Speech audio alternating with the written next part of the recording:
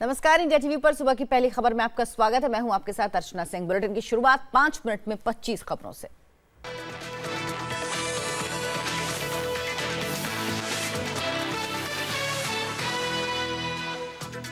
PM Modi ने Israel में भारतीय समुदाय के लोगों को किया संबोधित। भारतीय मूल के लोगों के लिए की 3 घोषणाएं। टेल अवीव से दिल्ली मुंबई फ्लाइट, अनिवार्य मिलिट्री सेवा करने वाले भारतीय मूल के लोगों को मिलेगा ओसीआई कार्ड और इजरायल के कल्चरल सेंटर खोलने का किया ऐलान। संबोधन के दौरान मोदी ने पेश की सबसे तेज रफ्तार से आर्थिक विकास कर रहे भारत की तस्वीर का रिफॉर्म, परफॉर्म और ट्रांसफर है हमारी सरकार का मूल मंत्र। पीएम मोदी आज इजरायल में पहले विश्व युद्ध में शहीद भारतीय जवानों को देंगे श्रद्धांजलि। सीईओज के साथ करेंगे लंच।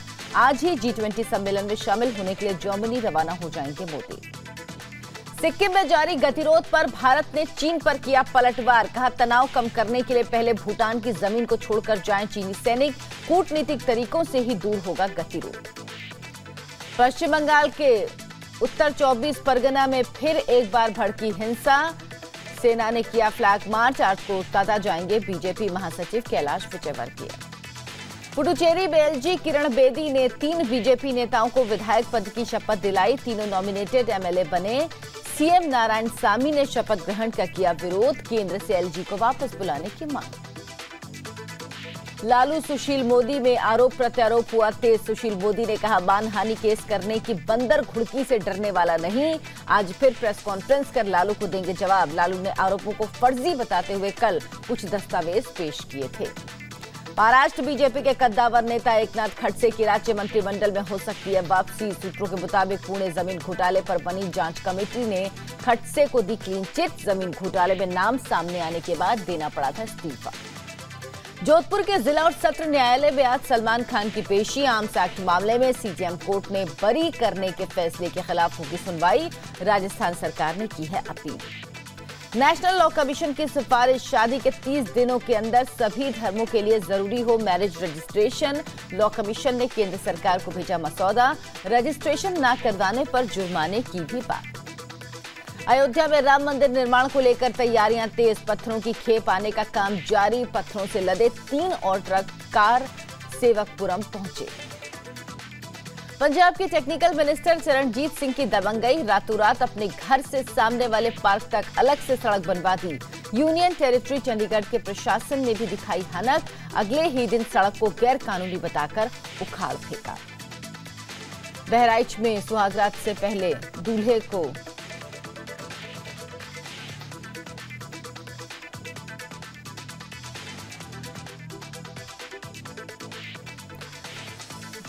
नोएडा में सीएम योगी को ट्वीट करने वाले शख्स की पिटाई करना पुलिस अधिकारी को पड़ सकता है महंगा। पीड़ित ने दोबारा सीएम के साथ पीएम को भी ट्वीट किया।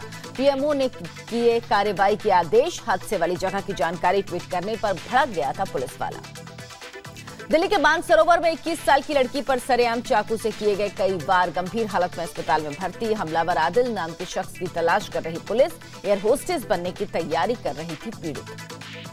दिल्ली के जहांगीरपुरी में घर में घुसकर बुजुर्ग महिला को गोली मारी। गंभीर हालत में अस्पताल में भर्ती दबंग विष्णु नाम के शख्स पर आरोप। बिजली चोरी करने की शिकायत से नाराज था आरोपी। दिल्ली के मधु विहार में चलती कार में रेप। पड़ोसी ने लड़की को बहला फुसलाकर कार में बिठा लिया था। कार चलाने वाला गिरफ्तार। मुख्य आरोपी और उसका एक साथी फरार। मुंबई पुलिस ने बॉलीवुड राइटर से सोने की चेन छीनकर भागने वाले बदमाश को फेसबुक अकाउंट की मदद से पकड़ा। छीना झपटी के दौरान राइटर के हाथ लग गया था आरोपी का मोबाइल। ठाणे में सड़क पर बने गड्ढे ने युवती की जान ली। गड्ढे की वजह से स्कूटी फिसलकर बीच सड़क पर चली गई। पीछे से आ रहे ट्रक ने कुचला। गया में अंधविश्वास में लोगों की क्रूरता। महिला का बाल काटने के बाद तेल छिड़क कर जलाने की कोशिश। पीड़ित को 2 दिनों तक बंधक भी बनाए रखा। फरार आरोपियों की तलाश में पुलिस कर रही छापेमारी। हरियाणा के रोहतक की लड़की ने पेश की बहादुरी की मिसाल। बैग छीनकर बाइक से भाग रहे बदमाश को पकड़ा। लोगों ने आरोपी की जमकर धुनाई की। एसपी ने डिम्पी गुलाटी को किया सम्मानित। पंजाब के फजलिका में ब्लैकमेल करने वाले लेडी गैंग का भंडाफोड़। 23 लोगों के साथ अश्लील वीडियो बनाकर ब्लैकमेल करती थी महिलाएं। पुलिस ने 6 महिलाएं और गिरोह में शामिल एक वकील को गिरफ्तार किया। इटावा में रेलवे अंडरब्रिज पर बारिश के पानी में 2 घंटे तक फंसे रहे 60 बस यात्री। ड्राइवर और कंडक्टर बस छोड़कर भागे। रिक्शा वाले ने 50-50 रुपए लेकर यात्रियों को बाहर निकाला। यूपी के बुलंदशहर में एक गांव में घुसा बाढ़ का पानी, पूरा स्कूल बाढ़ की चपेट में। पढ़ने जा रहे बच्चों को रोज लौटना पड़ रहा है।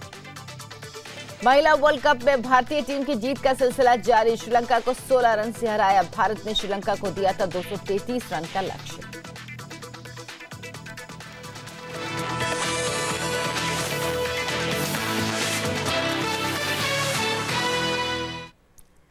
तीन दिन के इजरायल दौरे पर गए प्रधानमंत्री मोदी का वहां रहने वाले भारतीयों ने जोरदार स्वागत किया। बुधवार पीएम तेल अवीव के कन्वेंशन सेंटर में भारतीय मूल के लोगों के बीच पहुंचे, जहां उन्हें सुनने के लिए हजारों की संख्या में भारतीय समुदाय के लोग जमा थे।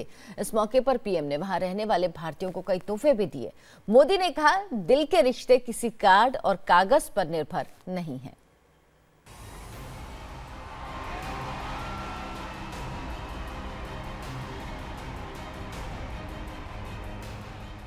ये एक ऐतिहासिक क्षण था। तेल अवीव के फेयर ग्राउंड्स में हजारों की संख्या में भारतीय समुदाय के लोग पीएम मोदी का बेताबी से इंतजार कर रहे थे। और जैसे ही पीएम मोदी ने इजरायली पीएम नेतन्याहू के साथ फेयर ग्राउंड्स में कदम रखा, पूरा फेयर ग्राउंड्स मोदी मोदी के नारों से गूंज उठा।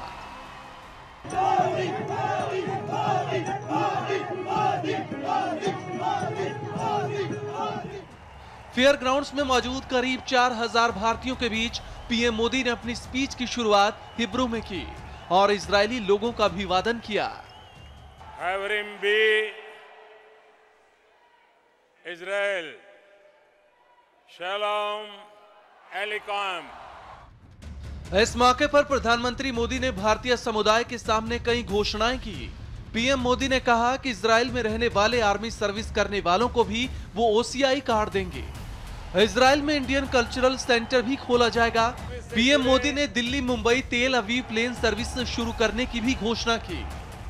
आर्मी सर्विस से जुड़े कुछ नियमों की वजह से आप अपने पीआई कार्ड को ओसीआई कार्ड में नहीं बदल पा रहे थे। इन नियमों को भी सरल करने का फैसला कर लिया गया है। मैं ये घोषणा करना चाहता हूं कि बहुत ही जल्द भारत सरकार इजरायल में इंडियन कल्चरल सेंटर खोलने जा रही है। अब दिल्ली मुंबई तेल अवीव विमान सेवा शुरू कर दी जाएगी। भारतीय समुदाय के सामने करीब 1 घंटे के भाषण में पीएम मोदी ने कहा कि ये सच है कि मिलने में हमें कई साल लग गए। आजादी के 70 साल बाद कोई भारतीय प्रधानमंत्री आज आप सभी का आशीर्वाद ले रहा है। 70 वर्षों में पहली बार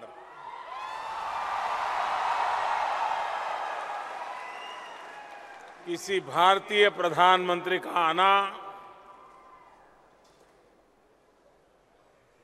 ये अपने आप में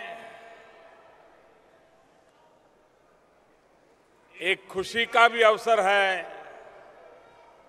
और कुछ सवालिया निशान भी है। मैं आपसे मेरी बात की शुरुआत इसी कन्फेशन से करना चाहता हूं। वाकई बहुत दिन बाद मिले, और दिन भी कहना ठीक नहीं है। सच ये है कि मिलने में कई साल लग गए, 10, 20, 50 नहीं, 70 साल लग गए। पीएम मोदी ने इजरायल के प्रधानमंत्री नेतन्याहू और अपने बीच कई समानताओं को भी लोगों को बताया और कहा कि दोनों देश कई 100 साल से एक दूसरे से गहराई से जुड़े हुए हैं। बेंजामिन स्वतंत्र इजरायल में जन्मे और मैं स्वतंत्र भारत में जन्मा। प्रधानमंत्री नेतन्याहू की एक रुचि हर भारतीय के दिल को छू जाने वाली है और वह है भारतीय भोजन के प्रति उनका प्यार। हम दो देशों के बीच फुल डिप्लोमेटिक रिलेशंस को भले 25 साल हुए हो, लेकिन सच्चाई यही है कि भारत और इजरायल कई सौ साल से एक साथ के दूसरे के साथ बहुत गहराई से जुड़े हुए हैं। जैसे जैसे मोदी भारतीय समुदाय को संबोधित कर रहे थे, वैसे वैसे लोगों में जोश बढ़ता जा रहा था। मोदी ने कहा, भारत इजराइल का साथ संस्कृति, भरोसे और दोस्ती का है। हमारे त्योहारों में भी एक अद्भुत समानता है। भारत में होली मनती है तो यहां परिम मनाया जाता है। भारत में दिवाली मनाते हैं तो यहां हनुका मनाया जाता है। प्रधानमंत्री मोदी ने दोनों देशों के वीर सैनिकों को याद किया। इस मौके पर मोदी ने भारतीय सेना के लेफ्टिनेंट जफरयाब जैकब का जिक्र किया और साथ ही भारत में यहूदियों के योगदान की भी याद दिलाई। 1971 में जब बांग्लादेश उस समय के पाकिस्तान से अपनी स्वतंत्रता के लिए संघर्ष कर रहा था, तो लेफ्टिनेंट जनरल जैकब ने ही भारत की रणनीति तय करने और पाकिस्तान के 90,000 सैनिकों को समर्पण कराने का अहम भूमिका निभाई। जूइश समुदाय के लोग भारत में बहुत कम संख्या में रहे हैं, लेकिन जिस भी क्षेत्र में रहे हैं, उन्होंने अपनी उपस्थिति बहुत ही गौरवपूर्ण रूप से अलग से दर्ज कराई है। इजराइल में प्रधानमंत्री मोदी के स्वागत और सत्कार में कोई कमी नहीं की गई। इजरायली प्रधानमंत्री बेंजामिन नेतन्याहू खुद हर वक्त पीएम मोदी के साथ रहे। पीएम मोदी ने इस अभूतपूर्व सम्मान के लिए नेतन्याहू का शुक्रिया भी अदा किया। इजराइल आने के बाद जिस तरह वो मेरे साथ रहे हैं, जैसा सम्मान उन्होंने दिया है, वो भारत के 125 करोड़ लोगों का सम्मान है।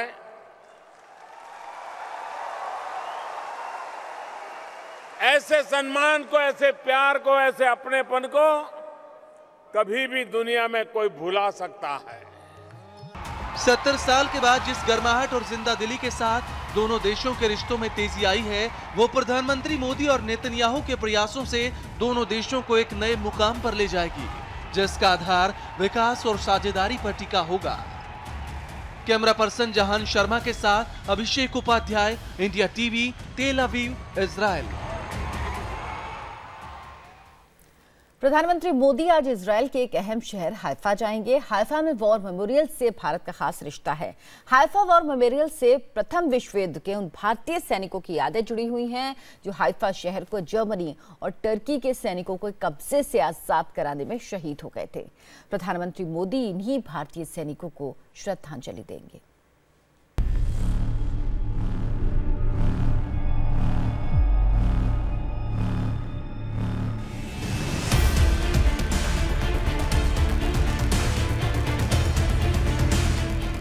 इजराइल के इस शहर में उन भारतीय सैनिकों की वीरता की गाथाएं बच्चों को पढ़ाई जाती हैं जिन्होंने अपनी जान की बाजी लगाकर 23 सितंबर 1918 को जर्मन और टर्की की सेना से शहर को आजाद करवाया था। इस इजरायली शहर का नाम है हाइफा।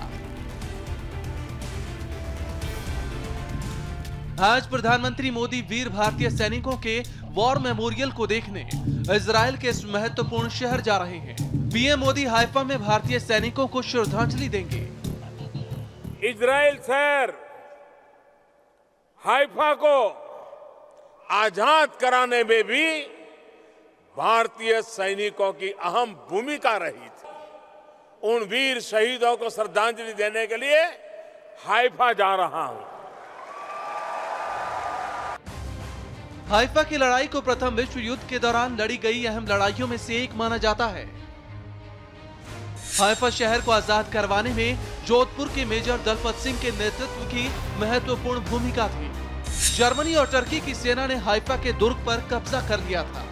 ब्रिटिश सेना की तरफ से जोधपुर और मैसूर लांसर को हाइफा पर फिर से कब्जा करने की जिम्मेदारी सौंपी गई। मेजर दलपत सिंह के नेतृत्व में जोधपुर के सैनिकों ने जर्मन और टर्की सेना को पराजित कर किले पर कब्जा कर लिया। इस अहम लड़ाई में 35 अधिकारियों समेत 1350 सैनिकों को बंदी बनाया गया। लेकिन युद्ध में मेजर दलपत सिंह शहीद हो गए। प्रथम विश्व युद्ध की इस अहम लड़ाई की याद में भारतीय सेना हर साल 23 सितंबर को हाइफा डे मनाती है। भारत में भी इन शहीद सैनिकों की याद में दिल्ली में 3 मूर्ति स्मारक का निर्माण कराया गया था। वहां लगी 3 में से एक मूर्ति शहीद मेजर दलपत सिंह की है।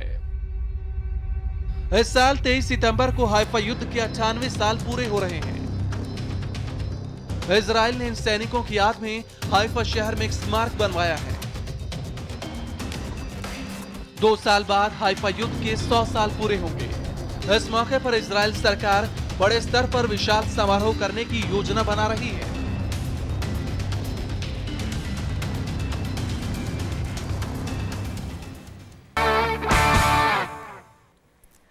अब बात बाढ़ से बेबस जिंदगियों की। मानसून आते ही देश भर में बाढ़ की तस्वीरें आने लगी। बड़े हादसे भी हो रहे हैं। यूपी के हमीरपुर में एक उफनते नाले में डॉक्टर की कार बह गई। वहीं छत्तीसगढ़ के जशपुर में स्कूली छात्राएं जिंदगी दांव पर लगाकर स्कूल जा रही हैं।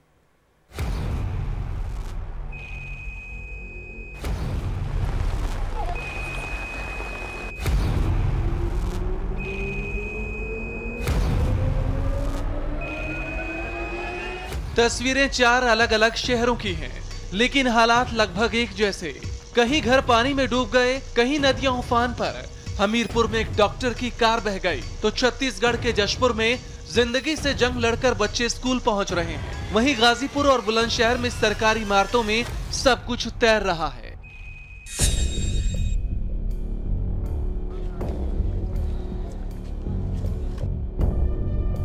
परिवार वाले समझ नहीं पा रहे ये क्या हो गया, कैसे हो गया। इसी नाले को पार कर रहे थे डॉक्टर विनोद कुमार अपने साथी और कंपाउंडर अरुण सेंगर के साथ। लेकिन पहले गाड़ी बहने लगी और उसके बाद बच निकलने की सारी उम्मीद पानी में बह गई। हमीरपुर के ग्योड़ी गांव में नाले को पार करने के लिए एक पुलिया बनी हुई थी। नाले में जलस्तर बढ़ा तो पुलिया डूब गई और करीब 3 फीट ऊपर से पानी बहने लगा। रात के अंधेरे में डॉक्टर विनोद को पानी के स्तर का अंदाजा नहीं हो पाया और जैसे ही उन्होंने पुलिया पार करने की कोशिश की, कार का बैलेंस बिगड़ गया और कार पानी में डूबती चली गई। परिस्थितियां हैं कि अभी तक सुबह से न लाश मिली है और न कोई न गोताखोर आए हैं और न कोई नाव से इस तरह की व्यवस्था नाव की हो तो कांटा डाल करके ढूंढा जाए, कहीं आगे जाल लगाया जाए, इस तरह की कोई व्यवस्था अभी तक नहीं दिख रही है। डॉक्टर के साथ बैठे कंपाउंडर ने फोन करके घर वालों को जानकारी दी। परिवार वाले जब तक पहुंचे न डॉक्टर का पता चल पा रहा था और न ही कंपाउंडर का। पुलिस और गोताखोरों की टीम तलाश कर रही है, लेकिन पता ही नहीं चल रहा दोनों कहां बह गए। डॉक्टर साहब जो है पुल की साइड से गाड़ी हो गई है, गाड़ी पुल के नीचे चली गई है, तो जिसमें जो डॉक्टर साहब सेंगर साहब थे, जिसमें डॉक्टर साहब पहले बह गए, डॉक्टर सेंगर साहब बचे हैं, तो कंट्रोल रूम को और सीएमओ साहब को हर जगह के फ़ोन किया है। उनके जो घर के गार्जियन थे कानपुर से यहाँ पर आ गए। पिछले कई दिनों से हो रही लगातार बारिश के बाद छत्तीसगढ़ के जशपुर में नाले भी अब नदी बन गए हैं। उफनती हुई तेज धार वाली नदी। जशपुर के पहाड़ों से निकलने वाली डोडकी नदी की तस्वीर है ये। बच्चों को पानी से डर है, लेकिन स्कूल जाने की जिद है।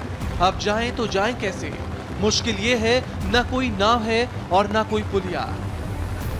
जितना जल्दी हो सके उतना जल्दी सरकार हम लोग के पुल बनवा दे ताकि हम लोग अपना पढ़ाई अच्छे से कर सके, वरना हम लोग की जिंदगी भी लाइफ सब बर्बाद हो जाएगा। हम लोग का पढ़ाई छूट जा रहा है। लेकिन पढ़ाई पूरी करनी है तो हर मुश्किल का रास्ता निकाल लिया है बच्चों ने। एक दूसरे का सहारा लिया और नदी पार कर ली। कल मैं सुबह बगीचा रहा था, बच्चे लोग का स्कूल जाने का समय भी था। एक बच्चे को पकड़ के पार करा रहा था, पैर फिसल गया, चप्पल भी बह गया, बच्चा भी बहने लगा था। भीगते हुए मैंने उसको जैसे तैसे करके बचाया। क्लास समझने की भूल मत कीजिएगा, गोदाम है ये। क्योंकि स्कूल का हाल देखेंगे तो आपका दिमाग घूम जाएगा। न आने का रास्ता बचा है, न बैठने की जगह है। ये गोदाम पंचायत प्रमुख का है। टीचरों ने जब शिकायत की तो स्कूल की व्यवस्था को सुधारने आ गए। स्कूल से पानी को निकालने के लिए नाला बनाना चाहा, लेकिन लोगों ने आपत्ति जता दी। अभी तो प्रधान जी के यहाँ बैठ के पढ़ रहे थे बच्चे। अब जब पता चली आप लोग आए तो इसलिए हम आ गए यहाँ से बच्चों को लिवा के। बच्चे वहाँ पढ़ रहे थे। कितना स्टाफ है यहाँ पे प्राइमरी में 3 अध्यापक हैं, 1 शिक्षा मित्र हैं और जूनियर में मैं अकेला हूँ। बच्चों की क्या संख्या? बच्चों की संख्या जूनियर में 72 है और उसमें 149 है प्राइमरी में। बुलंदशहर के इस गांव की तस्वीर भी लगभग यही है।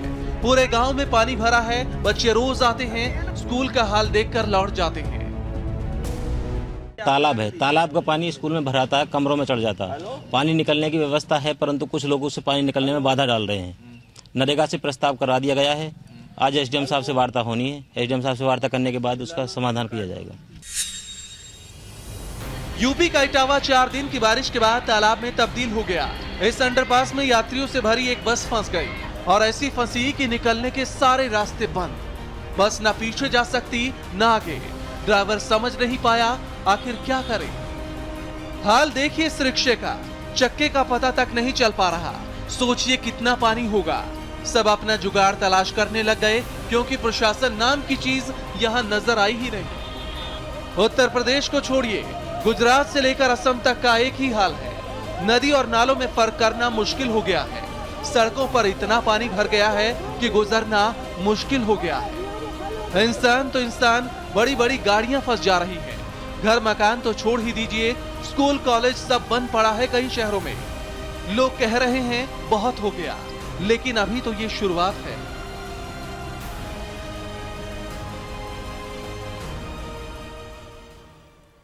खबर राजधानी दिल्ली से, जहां मानसरोवर इलाके में एक युवक ने सरेआम एक लड़की पर एक के बाद एक चाकू से वार कर गंभीर रूप से घायल कर दिया। लड़की की उम्र 21 साल और उसे अस्पताल में भर्ती कराया गया है। बुधवार शाम करीब 5:30 बजे आदिल नाम के शख्स ने लड़की पर उसके घर के चंद कदमों की दूरी पर चाकू से वार कर बुरी तरह घायल कर दिया।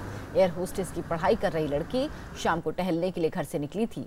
बाहर आदिल से उसका सामना हुआ और कुछ मिनट की बातचीत के बाद दोनों के बीच ऐसा कुछ हुआ जिसके बाद आदिल ने चाकू से उस पर हमला कर दिया और मौके से फरार हो गया।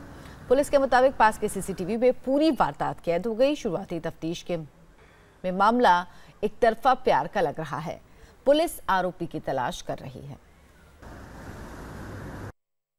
ये 5:30-6 बजे करीब की वारदात है। वो लड़की इधर से आ रही थी, उसके साथ ही मतलब उसके पीछे पीछे वो लड़का था और उस लड़के ने मतलब जो एकदम इस पर चाकू का वार किया। बचने के लिए वो दुकान में घुसी और उसके बाद में वो अंदर ही जाकर चाकू मारे। यहाँ दुकान में कोई था नहीं, दुकान खाली थी और उसके बाद में वो फरार हो गए। बच्ची 21 साल की है और उसको एक आदिल नाम के लड़के ने चाकू से उस पर वार किया है। दोनों साथ में आ रहे थे, उसके बाद उसने वार कर दिया। लड़की अभी एडमिट है जीटीबी में और ऑपरेशन थिएटर में है। और लड़के के लिए जो आदिल है वो पहले उसका रिकॉर्ड रहा है कि ऑटो लिफ्टिंग में मानसरोवर पार्क में अरेस्ट हो चुका है और अभी उसके लिए टीम हमारी लगी हुई है। एफर्ट है हमारे कि उसको अरेस्ट कर लिया जाए जल्द से जल्द।